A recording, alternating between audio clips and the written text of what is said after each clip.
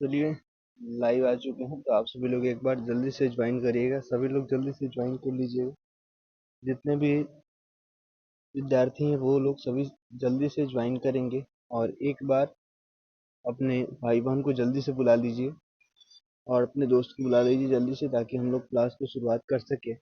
जैसे ही 30 विद्यार्थी हो जाते हैं, जैसे ही 30 छात्र हो जाते हैं लाइव में, उसके बाद में हम लोग क्लास को शुरुआत करेंगे। और आज का जो ये क्लास होगा आप सभी लोगों के लिए बहुत ही ज़्यादा महत्वपूर्ण होगा, क्योंकि हम लोग सामाजिक विज्ञान के कुछ ऐसे महत्वपूर्ण क्वेश्चन को देखने वाले हैं जो कि एग्जाम में आपके बहुत बार जो है ये रिपीट करता है, यानी कि बार बार ये क्वेश्चन बिहार बोर्ड इसको क्या करता है, तो इसको रिपीट करता है। तो उस क्वेश्चन को हम लोग देखने वाले हैं। तो वीडियो में अंत तक बने रहिएगा। और सभी लोगों को अगर नोटिफिकेशन नहीं मिल पा रहा है, ठीक है, जितने भी विद्यार्थी को अगर नोटिफिकेशन नहीं मिल पा रहा है, तो वो लोग क्या कर सकते हैं कि चैनल देखिए, साइड में आप देखिएगा तो एक चैनल सब्सक्राइब का एक ऑप्शन आता है, तो वहाँ पे आप चैनल सब्सक्राइब करिएगा। और उसमें एक बेल आइकन का ऑप्शन आता है, उसको ऑल पे सेलेक्ट कर दीजिएगा। तो आपको जब भी कोई भी क्लास हो तो उसका नोटिफिकेशन आप सभी लोगों को मिल जाएगा। तो चलिए हम लोग क्लास की शुरुआत करते हैं। उससे पहले आप सभी लोग चैनल को सब्सक्राइब कर लीजिएगा। जितने भी नए छात्र होंगे वो लोग क्या करेंगे, तो चैनल को सब्सक्राइब कर लेंगे, ताकि बहुत ही जल्दी हम लोग लेकर के आने वाले हैं आप लोग का सब्जेक्टिव का भी क्वेश्चन। और ये ऑब्जेक्टिव का क्वेश्चन है, तो आप सभी लोग अंत तक बने रहिएगा और चैनल को सभी लोग सब्सक्राइब करके बेल आइकन को प्रेस कर लीजिएगा, ताकि अगले वीडियो का जो नोटिफिकेशन है वो आप सभी लोगों को मिल सके। तो हम लोग क्वेश्चन की शुरुआत करते हैं और सभी लोग आंसर देने का प्रयास करेंगे। सभी लोग लाइव चैट में आंसर देने का प्रयास करेंगे।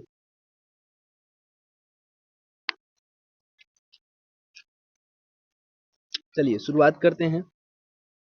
यही क्वेश्चन जो है हुआ, ये बिहार बोर्ड में पूछा हुआ क्वेश्चन है कि यूरोप का जो यूरोप है उसका मरीज हम लोग किसको कहते हैं। यूरोप का मरीज हम लोग किसको कहते हैं, तो आपको याद रखना है जो यूरोप है उसका मरीज हम लोग किसको कहते हैं। तो तुर्की जो होता है, जो तुर्की है ना, तुर्की को हम लोग क्या कहते हैं, तो यूरोप का मरीज कहते हैं। और ये क्वेश्चन आप सभी लोगों को याद रखना है।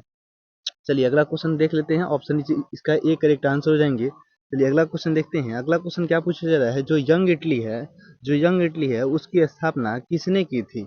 ये क्वेश्चन आप सभी लोगों से पूछा जा रहा है कि जो यंग इटली है उसकी स्थापना किसके द्वारा कराई गई थी।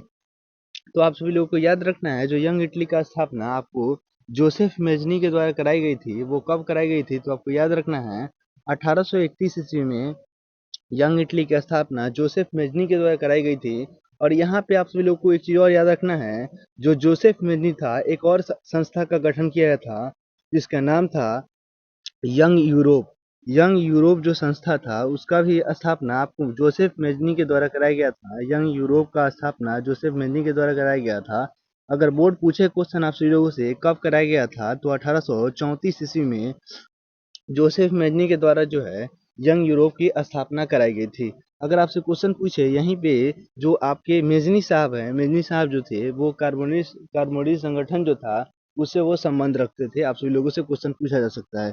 चलिए अगला क्वेश्चन देख लेते हैं। अगला क्वेश्चन क्या पूछा जा रहा है कि अंतर्राष्ट्रीय अंतर्राष्ट्रीय महिला दिवस कब मनाया जाता है। अंतर्राष्ट्रीय महिला दिवस कब मनाया जाता है, तो आप सभी लोग को याद रखना है, जो अंतर्राष्ट्रीय महिला दिवस जो मनाया जाता है वो 8 मार्च को मनाया जाता है। अगर क्वेश्चन पूछा जाए, सभी छात्र छात्र बताएंगे, सभी से नहीं बताएंगे कि जो मजदूर दिवस जो होता है, मजदूर दिवस जो होता है वो कब मनाया जाता है। तो आप सभी लोग को याद रखना है 1 मई को मजदूर दिवस मनाया जाता है और 8 मार्च को अंतर्राष्ट्रीय महिला दिवस के रूप में हम लोग मनाते हैं। चलिए अगर क्वेश्चन पूछा जाए, अगर क्वेश्चन आप सभी लोगों से पूछा जाए कि सबसे पहले पंचायती राज व्यवस्था जो था उसकी शुरुआत कहाँ की गई थी, तो आपको याद रखना है, तो सबसे पहले जो पंचायती राज व्यवस्था था उसकी शुरुआत कहाँ की गई थी, तो राजस्थान में की गई थी। अगर आपसे पूछा जाए कि जो पंचायती राज व्यवस्था है उसको सबसे पहले किसके सिफारिश पर जो है पंचायती राज व्यवस्था की शुरुआत की गई थी, तो आपको याद रखना है जो बलवंत राय मेहता समिति था उसके सिफारिश पर जो है पंचायती राज व्यवस्था की शुरुआत की गई थी। और संविधान में उसको कब जोड़ा गया था, तो 73वां संविधान संशोधन के द्वारा जो है संविधान में जोड़ा गया था। चलिए अगला क्वेश्चन देख लेते हैं। अगला क्वेश्चन मोस्ट इंपॉर्टेंट है। आप सभी लोग एक सभी शेयर शेयरनी एक बार शेयर करेंगे, सभी लोग सभी शेयर शेयरनी एक बार शेयर करेंगे, सभी विद्यार्थी एक बार अपने भाई बहन के साथ शेयर करेंगे।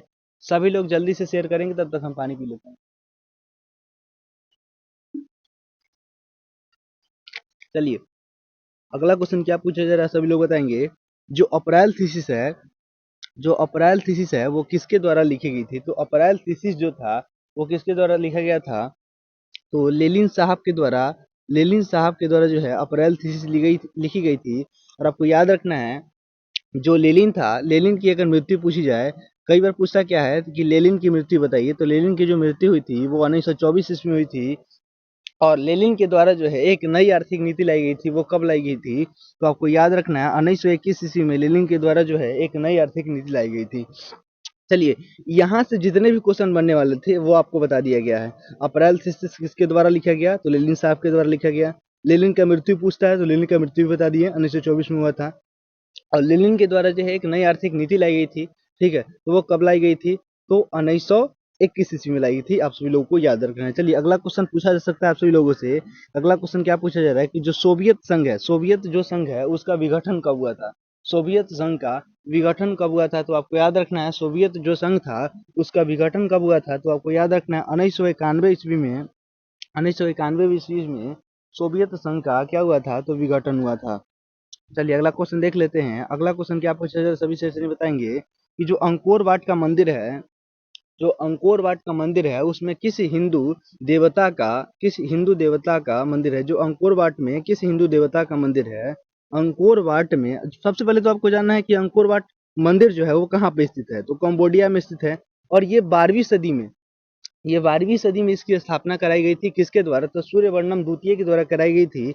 और उस समय जो है वहां पे जो जिस हिंदू देवता का मंदिर है, तो आपको याद रखना है किस हिंदू देवता का वो मंदिर है? तो आपको याद रखना है जो विष्णु भगवान है, विष्णु भगवान का वहां पे क्या है? मूर्ति वहां पे स्थापित है। ठीक है, चलिए अगला क्वेश्चन देख लेते हैं। अगला क्वेश्चन क्या पूछा जा रहा है, जो आपके महात्मा गांधी है, महात्मा गांधी को जो आपके गांधी जी हैं, गांधी जी को महात्मा की उपाधि किसने दी गई थी?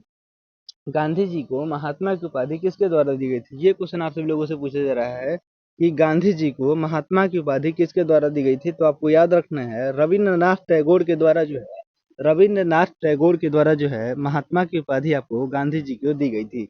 अगर क्वेश्चन यहीं पे पूछा जाए कि राष्ट्रपिता की उपाधि किसके द्वारा दी गई थी, तो राष्ट्रपिता की जो उपाधि दी गई थी वो किसके द्वारा दी गई थी? तो राष्ट्रपिता की उपाधि आपको किसके द्वारा दी गई थी? तो सुभाष चंद्र बोस के द्वारा जो है राष्ट्रपिता की उपाधि आपको किसको दी गई थी? गांधी जी को दी गई थी। पहला याद रखना है, जो गांधी जी थे उनको महात्मा की उपाधि किसके द्वारा मिली थी? तो आपको रविन्द्रनाथ टैगोर याद रखना है। दूसरा, क्या क्वेश्चन पूछेगा कि राष्ट्रपिता की उपाधि किसके द्वारा दी गई थी? गांधी जी को। तो आपको याद रखना है सुभाष चंद्र बोस के द्वारा जो है राष्ट्रपिता की उपाधि किसको दी गई थी? तो महात्मा गांधी को दी गई थी। अगला क्वेश्चन देख लेते हैं। अगला क्वेश्चन मोस्ट इंपॉर्टेंट है। यहाँ पे देखिए, पूर्ण स्वराज जो दिवस मनाया जाता है वो कब मनाया जाता है? ये क्वेश्चन आपसे लोगों से पूछा जा रहा है कि पूर्ण स्वराज जो दिवस है वो कब मनाया जाता है? तो 26 जनवरी 1930 ईस्वी को 26 जनवरी 1930 ईस्वी को जो है पूर्ण स्वराज दिवस मनाया जाता है। अगर यहाँ पे क्वेश्चन क्या पूछेगा कि पूर्ण स्वराज का मांग का प्रस्ताव कांग्रेस के किस वार्षिक अधिवेशन में पारित हुआ था? तो लाहौर 1929 ईस्वी में यह पारित हुआ था। अगर लाहौर पूछा जाए कहाँ पे है, तो लाहौर आपका कहाँ है? तो पाकिस्तान में। आप सभी लोगों को याद रखना है। चलिए अगला क्वेश्चन देख लेते हैं। अगला क्वेश्चन क्या पूछेगा आप सभी लोगों से कि हीराकुंड परियोजना जो है, हीराकुंड जो परियोजना है वो किस नदी पर स्थित है? जो हीराकुंड परियोजना है वो किस नदी पर स्थित है? सभी लोग बताएंगे जो हीराकुंड परियोजना है वो किस नदी पर स्थित है? तो महानदी पर जो है, महानदी पर हीराकुंड परियोजना स्थित है। कहाँ पे स्थित है? तो हीराकुंड जो परियोजना है वो कहाँ स्थित है? तो आपको याद रखना है महानदी पर स्थित है, महानदी पर स्थित है। आप सभी लोगों को याद रखना है। चलिए अगला क्वेश्चन पूछ लेते हैं। सबसे पहले आप सभी लोगों को बता दें कि जो महानदी है वो कहाँ पे है? तो उड़ीसा में महानदी है। और ये हीराकुंड जो परियोजना है वो कहाँ स्थित है? तो आपको याद रखना है महानदी पर स्थित है। चलिए एक बार सभी लोग शेयर करेंगे, सभी शेयर श्रेणी एक बार शेयर करेंगे, सभी लोग एक बार शेयर करेंगे।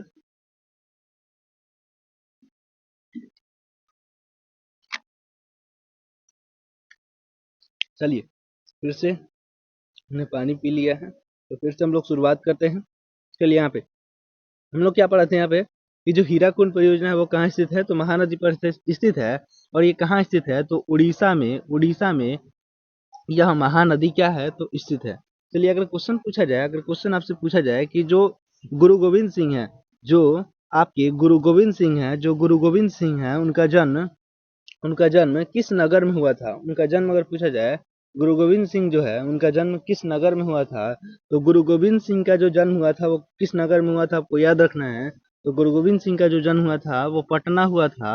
और गुरु गोविंद सिंह जो थे वो सिख क्या थे? सिख के 10वें गुरु थे। 10वीं गुरु थे सिख के। जो गुरु गोविंद सिंह जो थे उनका जन्म कहाँ होता है? तो पटना में होता है। आपको याद रखना है। पटना कहाँ है? तो बिहार में है। बिहार की राजधानी क्या है? तो पटना है। और आपको याद रखना है गोविंद सिंह जो थे वो सिख के कैसे गुरु थे? तो 10वीं गुरु थे।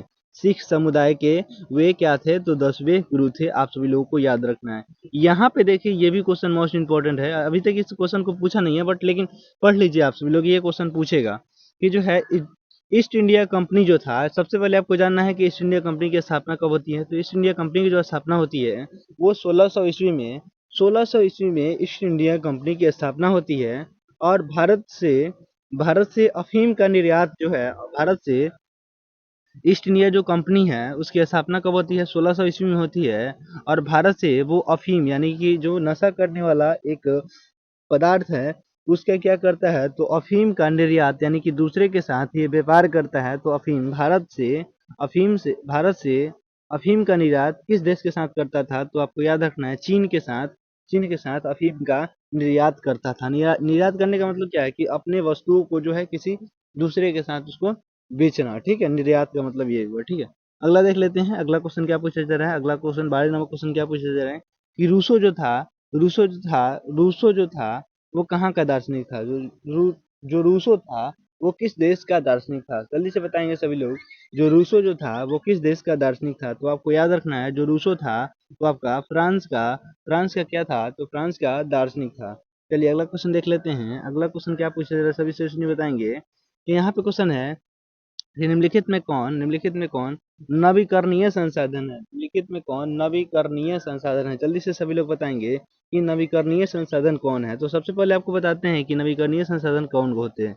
तो पहला आपका जल हो जाएगा, दूसरा आपका पवन हो जाएगा। अगर आपसे पवन ऊर्जा, जल ऊर्जा, उसके बाद में अगर क्वेश्चन पूछा जाए विद्युत ऊर्जा, तो ये सभी जो है ये आपके जो है आपके क्या हो जाएंगे? नवीकरणीय संसाधन है। सौर सेल हो जाएंगे, सौर ऊर्जा हो जाएगा।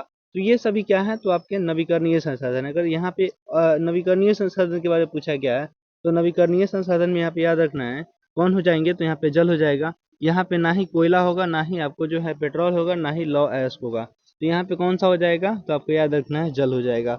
अगर वही अनवीकरणीय पूछता है तो आपका पेट्रोल भी हो जाता है, कोयला भी हो जाता है, लौ अयस्क भी हो जाता है। ठीक है, अगला क्वेश्चन देख लेते हैं।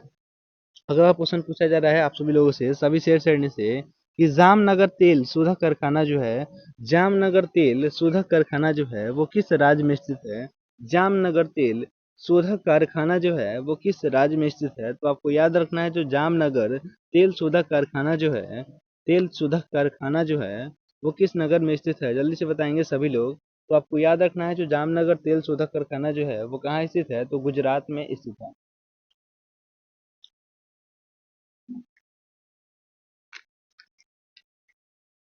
कहाँ पर स्थित है? आपको याद रखना है जो गुजरात है वहां पे जामनगर तेल शोधक कारखाना स्थित है। Option is A correct answer हो जाएंगे। सभी शेयर नहीं एक बार शेयर करेंगे, शेयर नहीं रुकना चाहिए बुआ, शेयर नहीं रुकना चाहिए। सभी लोग एक बार शेयर करेंगे क्योंकि हम इतना आप सभी लोग के लिए मेहनत कर रहे हैं तो आप सभी लोग का भी फर्ज बनता है कि हमें भी आप लोग सपोर्ट करें। तो एक बार सभी लोग शेयर करेंगे अपने भाई बहन के साथ, अपने व्हाट्सएप ग्रुप में शेयर करेंगे। जितना ज़्यादा हो सके शेयर करिए ताकि अधिक से अधिक स्टूडेंट जुड़ सकें। और मैं आप सभी लोगों के लिए अधिक से अधिक कुछ ऐसा बेहतर करने का प्रयास करूं जिससे आपके एग्जाम में कोई कठिनाई आपके एग्जाम में आप सभी लोगों को ना हो।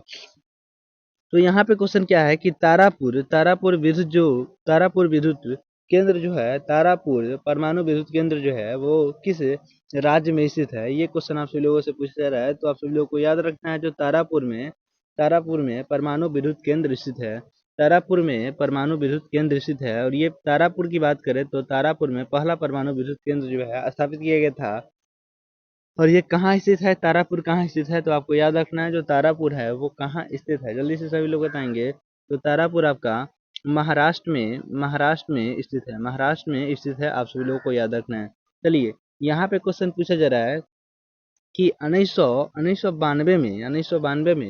1992 ईस्वी में पृथ्वी सम्मेलन कहाँ हुआ था? तो पृथ्वी सम्मेलन 1992 में आपको याद रखना है, 1992 में रियो डी जेनेरियो के पास ये जो है पृथ्वी सम्मेलन हुआ था।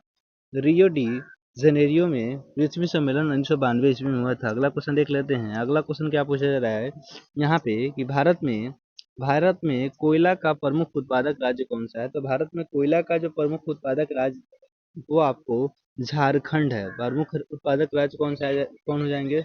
सर्व प्रमुख जो उत्पादक राज्य कौन हो जाएंगे? तो झारखंड हो जाएंगे। अगर आपसे यहाँ पे पूछा जाए तो वर्तमान की बात करें तो छत्तीसगढ़, उड़ीसा, ये सभी जो है प्रमुख उत्पादक के रूप में आते हैं। पहले जो था आपको कोयला के उत्पादक राज्य में आपको झारखंड आता था। ठीक है, झारखंड आता था। चलिए अगला क्वेश्चन देख लेते हैं। अगला क्वेश्चन, लेकिन इसका क्वेश्चन का राइट आंसर क्या होगा? बुक के अनुसार जो है option is B correct answer हो जाएंगे, झारखंड ही होगा। ठीक है, वर्तमान के चक्कर में मत पड़िएगा, नहीं तो क्वेश्चन गलती हो जाएगा। ठीक है, यहाँ पे देखिएगा कि भारत में स्वर प्रमुख जो है चावल का उत्पादक राज्य कौन सा है? तो आपको याद रखना है जो पश्चिम बंगाल है, पश्चिम बंगाल का जो क्षेत्र है वो चावल उत्पादक राज्य है। आप सभी लोगों को याद रखना है। Option is A correct answer हो जाएंगे। यहाँ पे देखिएगा यहाँ पे देखिएगा यहाँ पे देखिएगा सभी लोग, यहाँ पे देखिएगा। चलिए यहाँ पे देखिएगा, सूती कपड़ा का उद्योग जो होता है, सूती कपड़ा का तो जो उद्योग होता है उसका कच्चा माल क्या होता है? तो उसका कच्चा माल जो होता है आपको याद रखना है, जो उसका कच्चा माल क्या होता है? तो आपको याद रखना है जो कच्चा माल जो होता है सूती कपड़ा का वो क्या होता है, सॉरी, जो सूती कपड़ा जो होता है वो उसका कच्चा माल क्या होता है? तो कच्चा माल जो होता है आपका कपास होता है। ठीक है, सूती कपड़ा का जो है कच्चा माल क्या होता है? तो कपास होता है। और कपास को हम लोग उजला सोना के नाम से जानते हैं। जो कपास है उसको हम लोग किस नाम से जानते हैं? तो उजला सोना के नाम से जानते हैं। चलिए यहाँ पे क्वेश्चन क्या है कि रेशम का जो वस्त्र होता है उसका उत्पादन का जो प्रमुख केंद्र है वो कौन है? तो भागलपुर में जो है प्रमुख उत्पादक केंद्र है। Option is D correct answer. Bhagalpur पूछा जाए तो भागलपुर कहाँ है? तो बिहार में स्थित है। चलिए अगला क्वेश्चन क्या पूछा जा सकता है, सभी शेयर नहीं बताएंगे।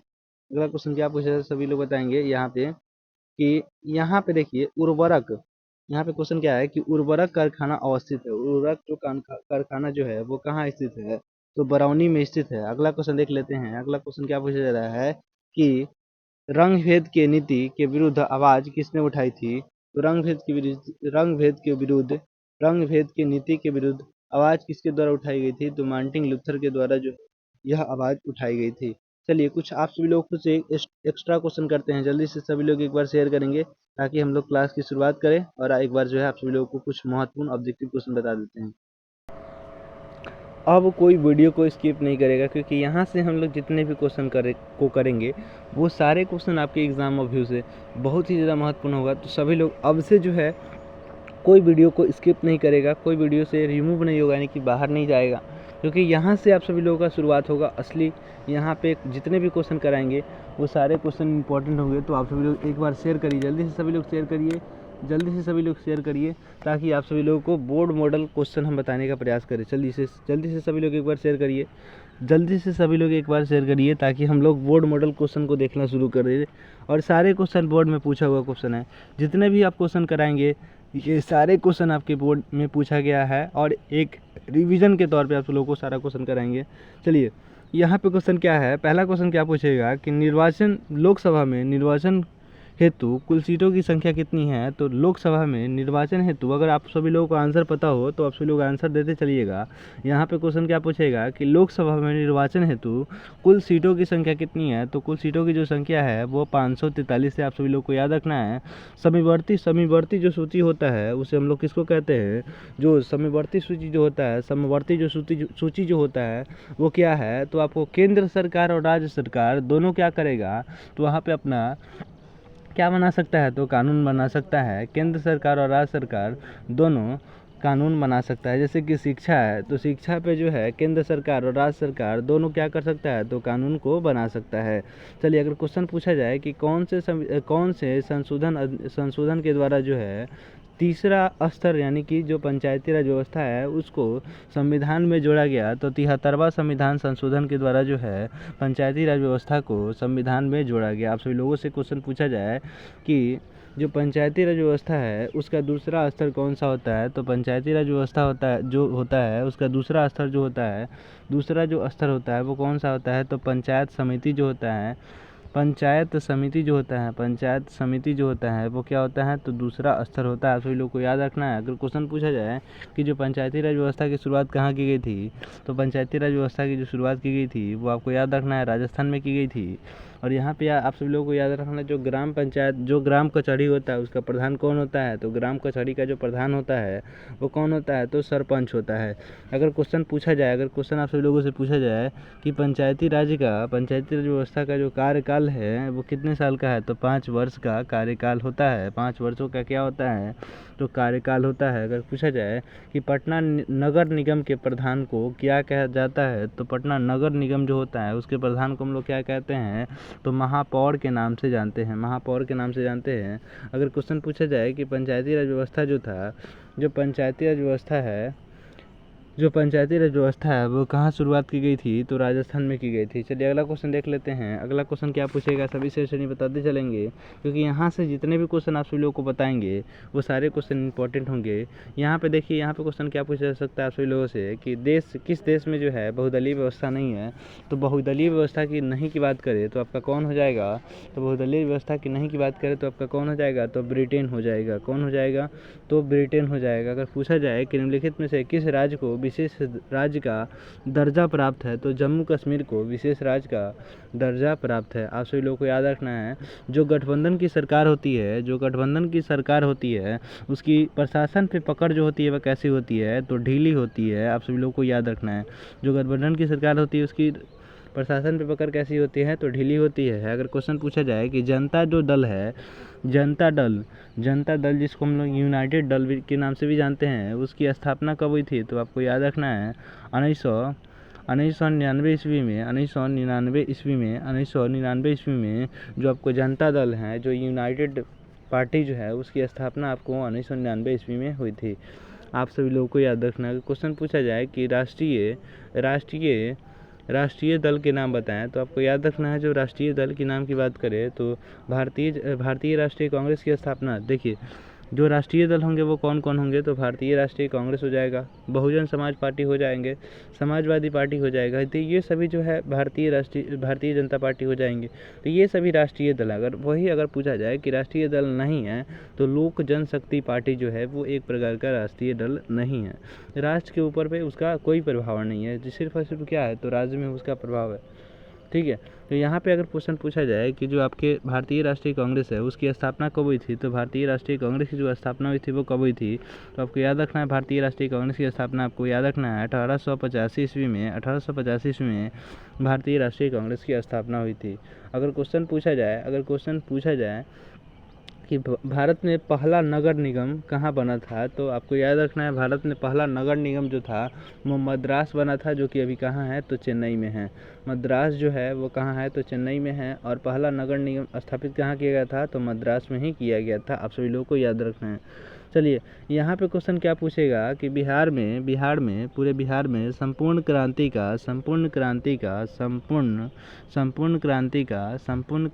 का नेतृत्व किसके द्वारा किया गया था, तो आपको याद रखना है, बिहार में संपूर्ण क्रांति का नेतृत्व किसके द्वारा किया गया था, तो जयप्रकाश नारायण के द्वारा किया गया था। आप सभी लोगों को याद रखना है। अगर क्वेश्चन पूछा जाए कि चिपको आंदोलन जो है निम्नलिखित में से किससे संबंधित रख रहा है, तो पेड़